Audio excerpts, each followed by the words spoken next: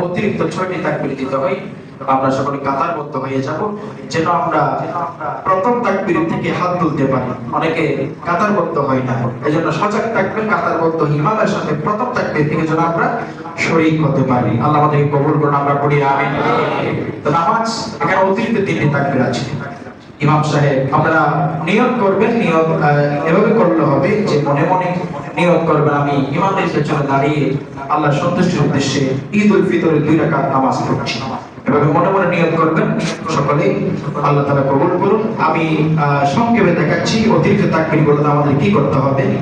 প্রথমে ইমাম সাহেব যখন তাকবীর বলবে আল্লাহু আকবার, প্রথম তাকবীর বলার পরে সারা পড়বে সুবহানাল্লাহি ওয়া বিহামদিহি